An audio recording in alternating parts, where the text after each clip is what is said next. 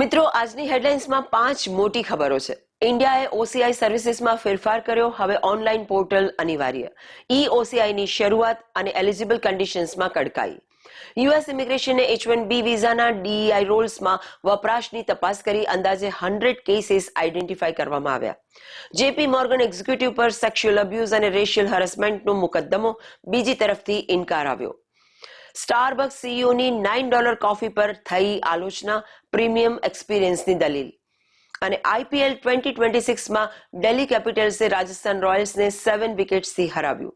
226 રન્સનો target chess કર્યો. પહેલી ખબર ઉપર વિગતવાર જઈએ. મિત્રો, ઇન્ડિયાએ overseas citizen of India OCI સર્વિસને ઓવરહોલ કરવા માટે નવા નિયમો બનાવ્યા છે. મુખ્ય પ્રક્રિયાઓને ઓનલાઈન શિફ્ટ કરી દેવામાં આવી છે, જ્યારે એલિજિબિલિટી કન્ડિશન્સને વધુ કડક બનાવવામાં આવી છે. મિનિસ્ટ્રી ઓફ હોમ અફેર્સને સિટીઝનશીપ એમેન્ડમેન્ટ રૂલ્સ 2026 જાહેર કર્યા. આ હેઠળ તમામ OCI એપ્લિકેશન્સ હવે ઓનલાઈન પોર્ટલ દ્વારા સબમિટ કરવાની રહેશે. પેપર બેઝડ અભિગમ ખતમ. એપ્લિકન્ટ્સને ફિઝિકલ OCI કાર્ડ અથવા ઇલેક્ટ્રોનિક વર્ઝન OCI આપી શકાય છે. નવા નિયમોએ એ પણ સ્પષ્ટ કર્યું છે કે માઇનર એપ્લિકન્ટ્સ ઇન્ડિયન પાસપોર્ટ અને ફોરેન પાસપોર્ટ એક સાથે રાખી શકતા નથી. ડ્યુઅલ સિટીઝનશીપ ઉપર પહેલેથી જે પ્રતિબંધો હતા એને ફરી મજબૂત કરવામાં આવ્યા છે. નિયમોમાં ઘણા ફેરફાર છે. મિત્રો, વિગતો માટે ઓફિશિયલ સાઇટ ચેક કરજો. બીજી તરફ યુએસ ઇમિગ્રેશન સત્તાવાળાઓ H1B વિઝા પ્રોગ્રામના ઉપયોગ પર નજીકથી નજર રાખી રહ્યા છે. USCIS નાણાકીય વર્ષ 2021 થી 2024 વચ્ચેની H1B અરજીઓની તપાસ કરી અને લગભગ 100 કેસોની ઓળખ કરી, જ્યાં જોબ ટાઇટલ્સમાં ડિવર્સિટી, ઇક્વિટી, ઇન્ક્લુઝન આ શબ્દો હતા. ટ્રમ્પ એડમિનિસ્ટ્રેશન DEI રિલેટેડ ભૂમિકાઓ માટે H1B વિઝાના ઉપયોગને દુરુપયોગ માને છે.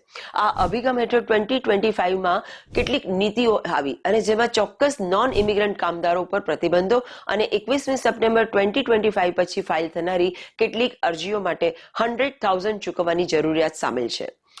ત્રીજી ખબર સનસનીખેજ છે. જેપી મોર્ગન એક્ઝિક્યુટિવ પર સેક્સ્યુઅલ અબ્યુઝ અને રેશિયલ હરેસમેન્ટનો મુકદ્દમો. લીગલ ટીમે ઇનકાર કર્યો છે.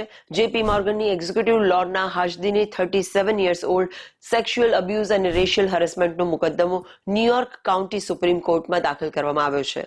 ફરિયાદ કરનાર, જેનું નામ ચિરાયુ રાણા છે, તે એક પરિણીત બેન્કર છે જે કંપનીના લેવરેજ્ડ ફાઇનાન્સ ડિવિઝનમાં કામ કરે છે. હાલમાં એવું કહેવામાં આવી રહ્યું છે કે તેમણે કંપની છોડી દીધી છે. લોર્ના હાશદીની લીગલ ટીમે આ આરોપોને નકાર્યા છે.